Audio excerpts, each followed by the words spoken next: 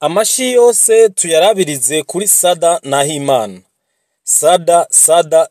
Sada ubu niryo zina riko riravugwa cyane mu Burundi ku bwa tennis, aho kubw'uyu mwigeme Uburundi bumaze kwakira inshuro zitatu yihiganwa ry'igikombe c'isi yose za tennis, ndetse akaba kuri iyi nshuro rero yaraye atahukanye igikombe abo wa mbere muri rino higanwa ku nshuro ya mbere i Bujumbura. Sada Nahimana akaba yaraye ahaye umunezero mwinshi cyane abarundi n'abarundikazi bari basidukanye niyo nka kumushyigikira, harimo n'abagize leta y'u Burundi. Tuza gucana mu makuru avugwa muri basketball muri VBL, aho inkino zaraye zibaye muri ino weekend zaraye zirangiye, ndetse imigwi ikaba yari yihaye inkumbi mu kugwanira mu kibuga ndetse no mu gutsindana bidasanzwe. Hari n'inkino zagiye zidadanuka ku munota wa nyuma. Aya n'ayandi ni muri burakeye, turabahaye ikaze. Morning Burundi, Uburundi burakeye. Hejuru cyane umurundikazi Sada Nahimana yarayabikoze aha kanyamuneza abarundi n'abarundikazi. Sada Nahimana akaba yaribaye umurundikazi wa mbere atahukanye igikombe mpuzamakungu muri ITW 50. Iki gikombe rero cyo mu bigeme akaba yaje yagema kuri no nshuro, akaba ahaye umunezero abarundi n'abarundikazi, ndetse akaba bemeje inyuma y'imyaka 3 zino nkino zibera i Bujumbura. Uyu mwigeme w'umurundikazi Sada Nahimana nimero ya 336 ku isi, akaba yaje rero yatahukana igikombe muri iryo higanwa ryitabwe ryariko ribera mu Burundi, rikaba ryari rimaze indwi yose. Ayiri higanwa ryari ryahuje abakinyi 65 bavuye mu bihugu 32 bitandukanye hirya no hino ku isi. Sada Nahimana akaba yatsinze umufaransakazi mugenzi we, kandi nk'uko no mu gutangura yari yatanguye ahura n'umufaransakazi, ndetse no mu gice gikurikira agahura n'umufaransakazi. Sada Nahimana no mu mwaka uheze yari yabaye uwa kabiri kuko yari yagarukiye muri finale, biza kurangira atsinzwe n'umufaransakazi Alice Hobe. Sada Nahimana akaba yari afise indoto idasanzwe yuko umunsi umwe azotahukana iki gikombe ari Bujumbura, imbere y'abavyeyi biwe, imbere y'abarundi n'abarundikazi, agahesha iki gikombe Uburundi. Byari bimaze kuba agarukiriza imyanya y'intoke kuri iki gikombe, ariko kuri iyi nshuro Sada Nahimana yabikoze. Abarundikazi bari banezerewe i Bujumbura, ku kibuga wari umunezero udasanzwe, ndetse rero hakaba hari n'abategetsi badasanzwe bari baje gushigikira Sada Nahimana, baje kumukeza.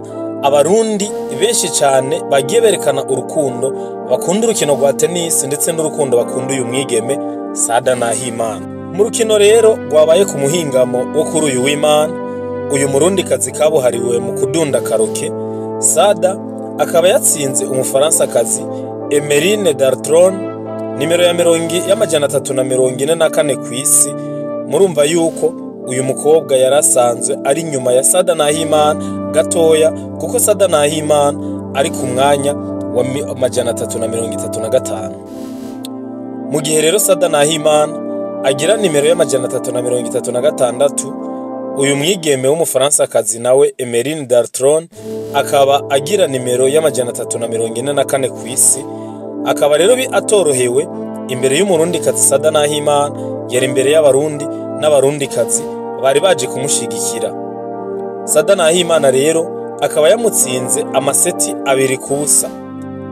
Uyu munyabuyenzi yeretse umufaransakazi ko agifise byinshi byo kwiga muri tennis, kandi ikinyuranyo yarasanzwe amurusha ku rutonde kikaba cagiye kiboneka cyane gose, kuko kuva bagitangura gukina Sada Nahimana yazanye ingufu zidasanzwe, amutsinda amaseti 2 yose, 6-1. Murumva yuko umufaransakazi atigeze akozamwe. Abarundi bari bahimbawe cyane n'intsinzi itangaje ya Sada Nahimana imbere yabo, ndetse abavyeyi biwe bakaba bari barengewe, n'ababanyi biwe bo mu Buyenzi bakaba bari baje kumushigikira, kandi banezerewe cyane, ubona yuko iyi ntsinzi atari ya Sada Nahimana gusa, ahubwo ari y'abarundi bose, ari y'umuryango wose na East Africa ndetse na Afrika. Ku kibuga rero ca Entente Sportive niho izi nkino zariko zirabera. Inyuma yo gusaba abarundi gusidukana n'iyonka ngo baje kumushigikira, uyu mwigeme w'umurundikazi Sada Nahimana ntiyabahemukiye koko. Ni mu gihe yari imbere y'abakunzi batandukanye ba tennis hamwe n'abashitsi b'iteka barimo abashikiranganje batatu. Gervais Abayeho mu vyarongoye harimo inkino, Albert Shingiro mu vyarongoye harimo imigenderanire n'ayandi makungu, hamwe na Marie Chantal Nijimbere mu vyarongoye harimo ubudandaji. Sada Nahimana akaba yari yaratsinze, yageze muri finale atsinze kandi bigoranye Umufaransakazi. Tubibutse ko iryo higanwa ryari ryitabiriwe n'abanonotsi barenga 60 bavuye mu bihugu 32. Ubwo rero ishirahamwe ry'urukino rw'akadenesi canke karoke tennis ribandanya gushira inguvu n'uburyo muri urwo rukino, bikagaragara kandi ko abarundi batari bake bataragwijukira uravye inkino zitabirwa ku kibuga. Ariko kuri iyi finale Sada Nahimana arashima ingene abarundi bagiye baza kurorera inkino akina. Ikibazo kiri igihe Sada Nahimana atari karakina ntibaza kurorera.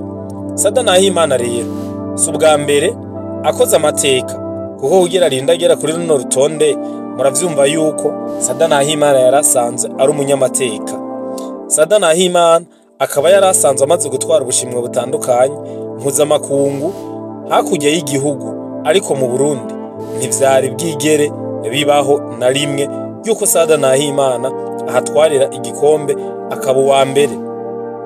Sada Nahimana rero akaba yashimye agiheza gutsinda n'akamwemwe kenshi. Sada Nahimana yagize ati, gutsinda iri higanwa muhira ni indoto y'ubuzima bwanje. Abashitsi b'iteka rero nabo nyene baciye baje kumukeza. Abandi barorerezi bari bahari baryohewe ibirori abana basanzwe bakina kuri Entente Sportive, aho bari bazanye n'ivyapa vyo gutera intege Sada Nahimana vyanditseko Vamos Sada Nahimana, bamutera intege nyene nka kurya babikora muri football. Aho rero twoyibutsa ko kuva iryo higanwa mpuzamakungu ritangura mu Burundi kuva mu 2023 ribaye ubugira gatatu, Sada Nahimana ntiyari bwaheze ari uwa mbere, aho bakina ari umwe ivyo bita simple. Aho rero yabaye uwa mbere bakina ari babiri ku bandi, ivyo bita double.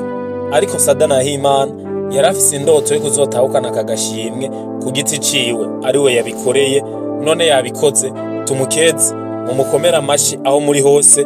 Muri commentaire mwandike ati Sada wubahwe. Ano makuru yo kuri uyu wa mbere reka tuyabandanirize muri VBL, yahiganwa rya basketball risanzwe ririko rirahuza imigwi idasanzwe yo mu cicaro ca mbere mu Burundi.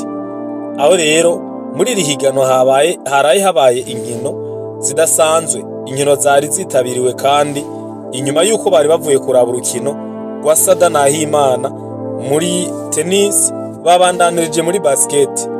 Umugwi wa Remesha imbere ya Dinamo habuze gato wagarukiye ku nkombe, ariko nabo nyene baravuga bati utababaye nawe nyene abahatswe, atudapfuye abahatswe. Naho uwo mugwi rero wamaze uduce dutatu twose uri imbere ya Dinamo. Uwo mugwi mu minota ya nyuma vyaje kuwugora, ntivyawuhiriye kuko utatahukanye intsinzi. Agace ka nyuma kawubereye ibamba uza gutsindwa, kandi wari wagerageje. Steven Sumizi na Samson Erande ni bamwe rero mu bakinyi baremesha bagoye cyane umugwi wa Dinamo, gushika aho uduce dutatu twose turangira Remesha iri imbere amanota 52 kuri 36 ya Dinamo, ikinyuranyo c'amanota 16 yose. Abakinyi ba Dinamo nka bose rero abasa n'abari bibuze mu rukino. Remesha umupira yawukoza ico yishaka bakabura iyo baciye, nayo Jogibert Nijimbere na Etienne Tematong ntaco rero bigeze berekana muri urwo rukino. Muri utwo duce dutatu twose Chuma Toto Nowe niwe yagerageje kwinjiza amanota make naho nyene bigoranye. Intsinzi mu minota ya nyuma rero bamaze kubona ko bahababanye, abakunzi ba Dinamo bihebuye. Ku rundi ruhande abo mwijabe akanyamuneza ari kose. Jogibert Nijimbere yafashe umugwi awushira ku bitugu wenyene, yinjiza amanota y'urutavanako akurikiranya. Abafana bararyoherwa, abo bari bumva imbeho batangura kubona yuko bishoboka. Yateye imipira y'amanota 3 ishika kuri 4 yose ayinjiza, mbere rero anakoresha amakosa abakinyi baremesha, bimwe bita avec faute. Uwo mukinyi abeshi bagereranije n'ikivejuru yinjije amanota arenga 16 muri ako gace ka nyuma. Chuma Toto Nowe nawe nyene ntiyamutanye urugamba, kuko nawe aragwana kugira ngo Dinamo ize guca imbere ya Remesha, mu gihe Remesha yari imaze igihe kinini nyari yiri imbere. Yagumye yigenza neza, aho nyene yinjije amanota ashika ku manota 10 muri ako gace gusa. Babifashijwemo rero n'abandi bakinyi, urukino rwaciye rurangira ku ntsinzi y'umugwi wa Dinamo y'amanota 69 kuri 68 ya Remesha.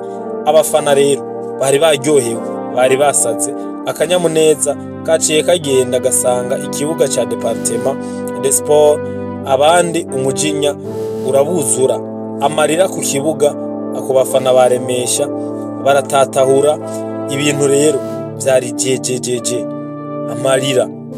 Mwomenya kandi yuko uyu munsi rero ugira 10 Vitaro Basketball League uheze rero, umunsi ugira 10 waheze, umugwi wa Dinamo ufise intsinzi umugwi urunani n'urukino rero rw'ikirarane, mu gihe umugwi wa Remesha nawo nyene ufise intsinzi nkizo ariko atakirare.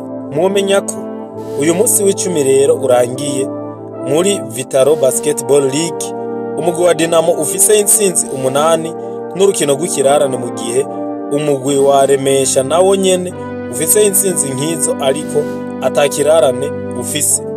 Turabashimiye mwese mwakurikiranye Burakeye yo kuri uyu wa mbere. Twifurije kugira ibihe byiza aho muri hose. Nawe mubaho mwubahwe, murakoze. Morning Burundi, uburundi burakeye.